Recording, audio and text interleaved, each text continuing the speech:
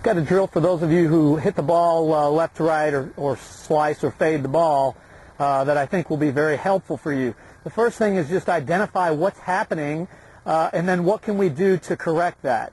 Along those lines, I want to say that a lot of people come to me slicing the ball and they say that that they're not really a slicer.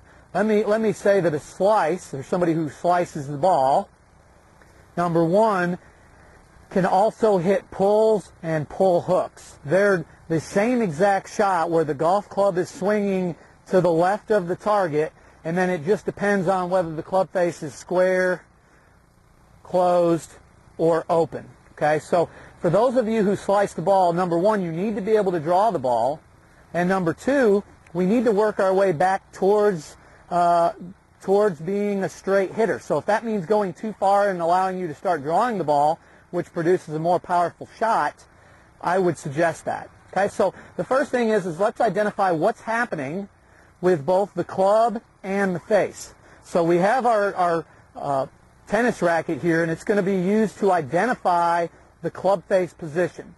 For those of you who have ever played tennis before and you've hit the ball with some cut lobs, standing from this position, looking at what the club is doing, not necessarily the face, but the club is swinging on the backswing. It's swinging from high to low.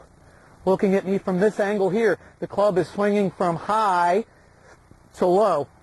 And you can see how that produces this side spin action, which can be great for short game shots. If you've ever played ping pong, it's the same thing, where the ball is in this cutting back position. We're cutting around the ball, and that's a result of your golf club swinging on the downswing too high and then coming in too low. Okay, so the adjustment for you is going to be to try to get the feeling of doing the opposite.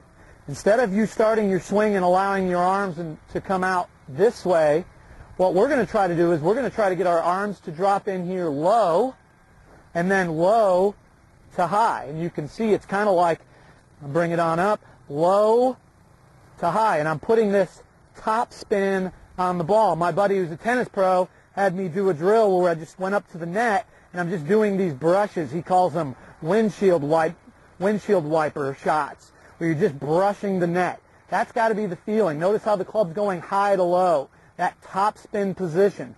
When that happens, the club face will naturally have a closing position, and it comes out, it's going to come out more around this way, where those of you who slice the ball, yours comes out more like this. Okay, so to review, what we want to get the feeling of doing would be just like in tennis or anywhere else, we want to get that feeling on the downswing of allowing this club to come low to high. Notice how my right hand is coming in low to high. And my face, I'm not dragging the club. My club face is closing as it goes. And I'm putting this top spin motion on it. And I could give every one of you this tennis racket, and you could do it all day long. All day you could do it without a problem. Just like in tennis, the forehand equals a draw, which is a more powerful shot. And what we want to eliminate would be this swing of where we swing the club high to low. That's when we get those contact marks that are out on the toe. We may pop up the driver. We may pull our short clubs. A host of bad problems. Try to use the thought of hitting the forehand where the club swings low to high and the club's coming out more this way, more low and around you, which will produce a shot that's going to be more of a draw type position, as opposed to dragging the club through and letting it come out that way. Work on that. I know it'll help you eliminate your slice, hit the ball further, and you'll have much more fun playing the game.